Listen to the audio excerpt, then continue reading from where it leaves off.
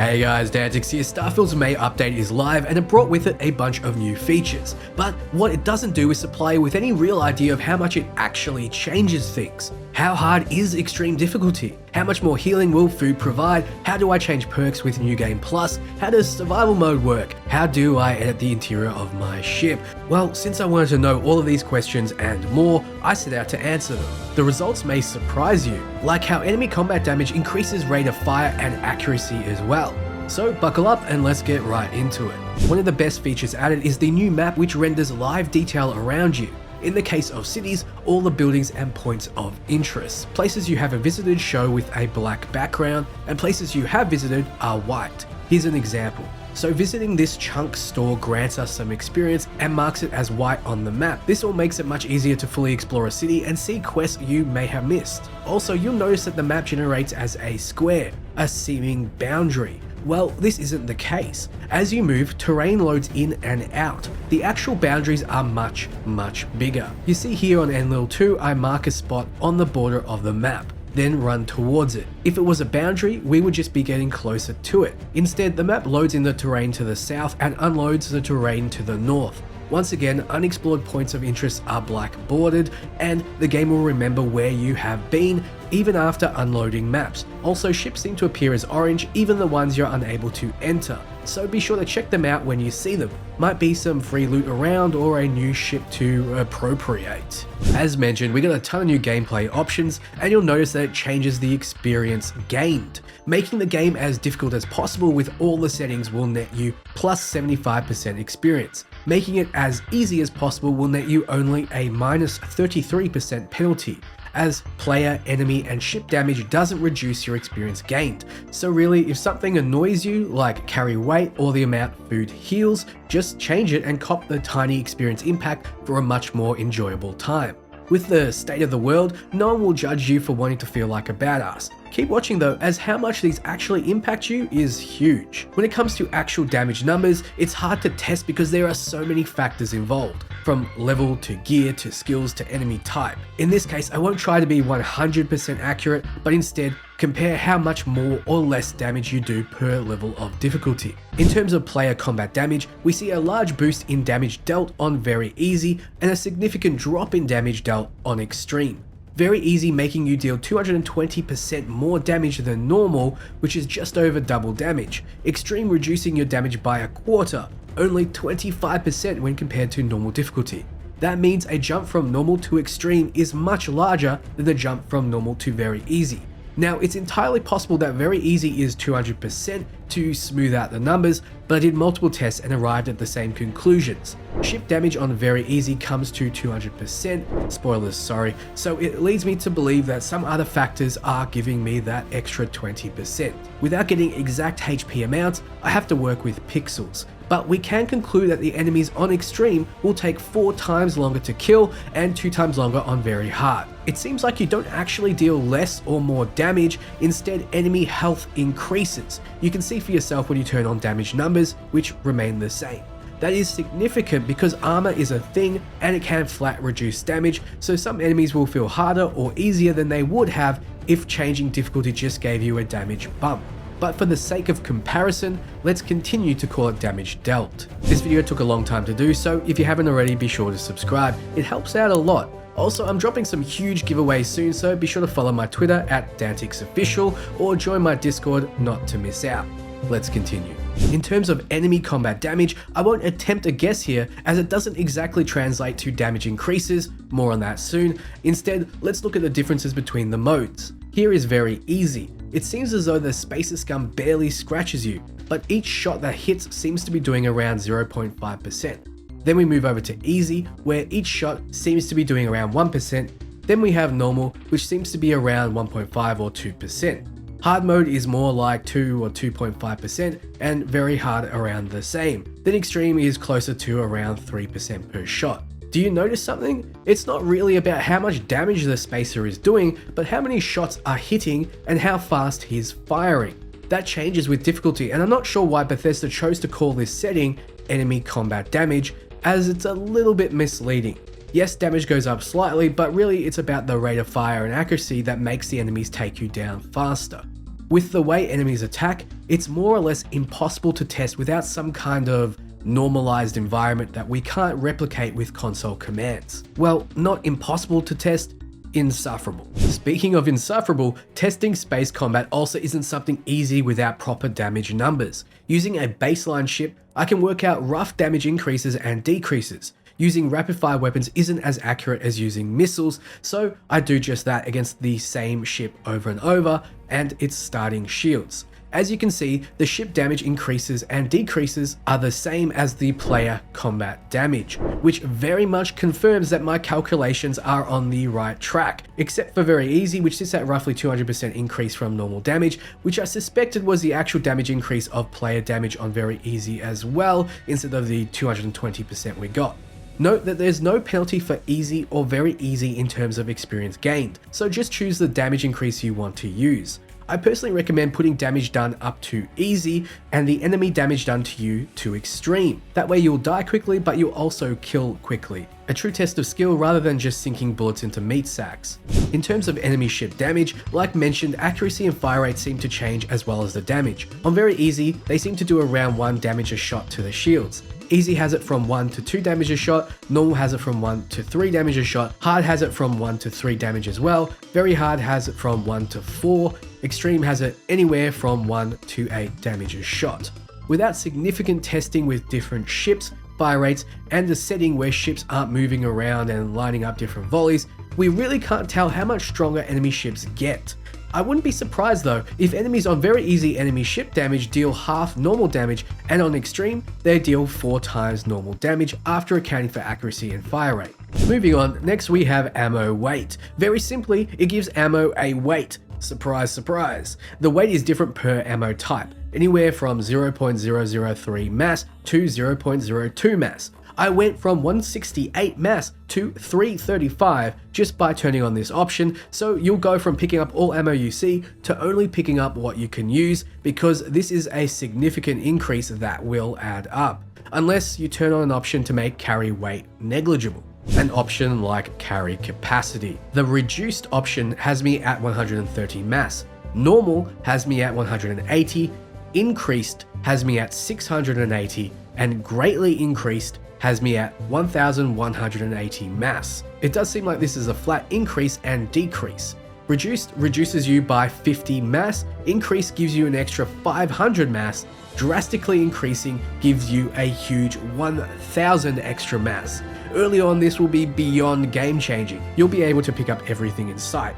Late game, 1000 is still a significant amount. My character is level 100 here and still only carries about 180 mass as I have very little investment. Then we have cargo access distance. This one is self-explanatory. You can read what each option does on the side. If you choose anywhere, you'll be able to jump into your ship menu, then cargo, and be able to move around items as you see fit from any location. I have 17,000 mass on the bistro alone, and that's more than enough to never get over encumbered again. So for 14% less experience gained, you could turn on both these options and avoid worrying about weight limits ever again. Though you could just turn them on as you need them and avoid the XP penalty. Next we have vendor credits. At Shepard's in Aquila City, he starts with 5,775 credits. If you reduce the amount, he will have 1,000 less at 4,775 credits. An increased amount gives him 5,000 credits more at 10,775. A greatly increased amount gives him 20,000 credits more at 25,775. This is a massive jump, more than 4 times the starting amount that Shepard had.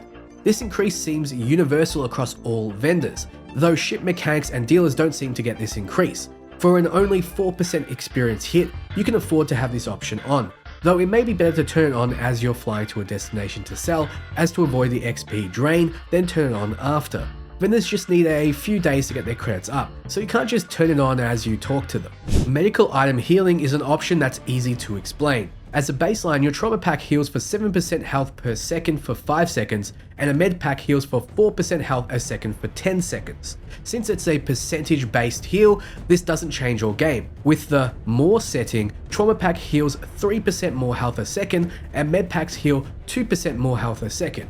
If you choose the slowly option, though, the amount healed per second drops, but the total amount healed over that time remains the same. Trauma packs now healing 1% HP per second over a long 20 seconds, and Meg packs are a 1% health per second as well, but over an even longer 40 seconds. That means you won't be able to rely on medical items mid-combat to heal you. Instead, you may want to rely on food, which you can also improve. With food healing, you can choose to no longer be healed by them, have a standard rate of healing, or an increased rate. Each food item will be different, but let's use examples of meals that you can make yourself. Alien pies, sandwiches, stew, and stir fry.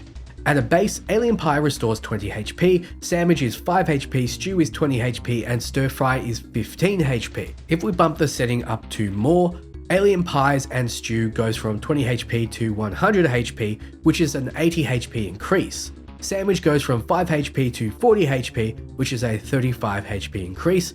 Interestingly though, alien stir fry goes from 15 HP to 100 HP, which is an 85 HP increase. So it does seem like the increase is a case by case basis. However, 100 HP is massive. Cooking can be a legitimate skill investment now.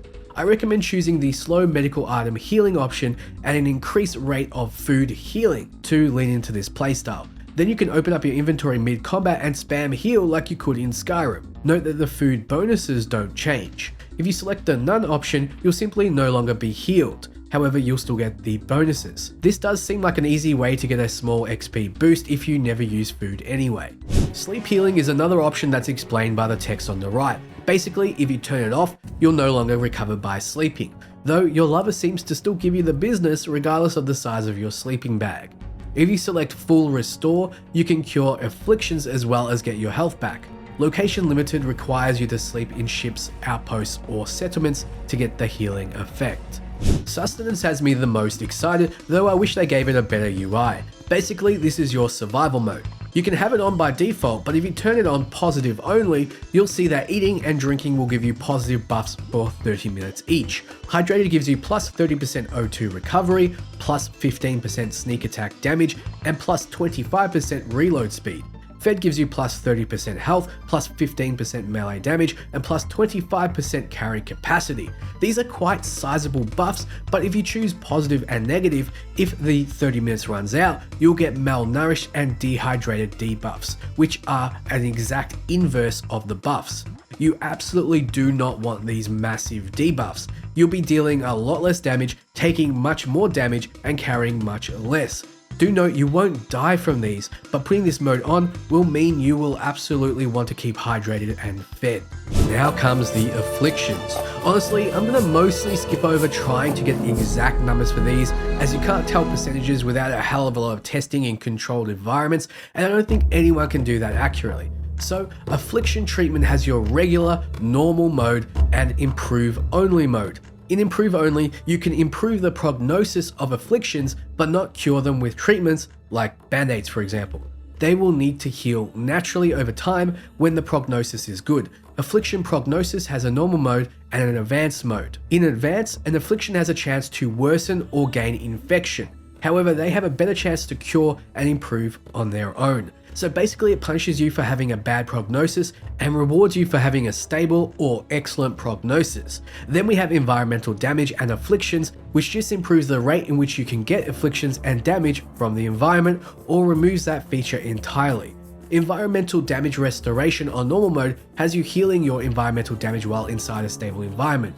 You can change it to resting, meaning you need to rest in the stable environment to heal it off, or limited resting, which is only ship, outpost, or settlement. Here I let a bunch of spacers shoot at me until puncture wounds form. Continued damage makes the wounds worse until they become severe. Each time they get worse, they gain another debuff, started with bleeding, then intense pain, then shock. These status effects are actually very debilitating compared to before, so it won't be something you can ignore, especially with the option on. An untreated affliction can gain infections, like this, cellulitis, which starts with a fever. So I tried treating the illness. You'll notice that you can only get afflictions to stable and then to excellent with further item use. You still have the downsides until it heals naturally itself. Even resting won't get rid of them. you'll need to do the hard yards and really earn that 23% extra experience. Now we jump out of the new gameplay options and into new shipbuilding options, namely to customize the interior of your ship. So how do we do it? Well, it's simple. You just need to be physically inside your ship, bring up your scanner, then press decorate. Anything you place will be saved permanently until you change it yourself. There are also special empty hab units at every ship builder. Make sure to scroll across to see them. By placing one of these habs, you'll have a lot more empty space to work with. Yes, that means you can place a single empty hab and fill it with all the crafting tables you need. No longer will you be forced to use specific habs to get the exact crafting tables you want, so you'll be able to build the smallest ship possible with everything you need inside. Inversely, you'll be able to build the biggest ship possible with a seemingly unlimited amount of stuff inside. Just make sure to give your lover something bigger than a sleeping bag to share with you. Next is the new dialogue camera. Normally when you talk to an NPC, it zooms in, giving you a good personal look at who you're communicating with. I personally prefer this, but some people don't. So you can turn it off in the accessibility menu. Without it, your camera stays the same and you continue the conversation like nothing happened. You might be aware that you can now change your looks and traits after starting a new game plus, but how exactly do you do it? Well, continue through this point here before starting back up, and you'll be given the option to change things, after you skip the credits that is, or let them roll, I won't judge. You'll be able to try out how other traits play out. I personally wanted to see how Raised Enlightened would change the conversations, so I selected that and removed my superfan because, yeah, I never used him anyway. We've seen all the positives and negatives of gameplay options, but what is the absolute best setup for maximizing your experience? It should come as no surprise that it's setting everything to the most amount of experience gained, then changing the options as you need. Combat getting too slow or difficult? Change it. Need to heal? Change the option first. Heal, then change it back. Need extra carry space? Change it. Right now, changing the option yields no penalty beyond the shame you carry with you, because that 75% extra experience is juicy. If you don't want to jump in and out of menus, then the best way of doing it is to customize towards your playstyle. Are you a chef? Then slow down medical item healing and turn up food healing. Simple.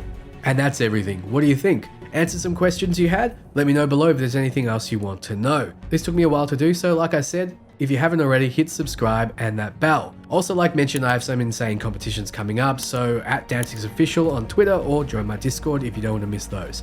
Thanks for watching, and for everything RPG, you're in the right place. Ciao friends.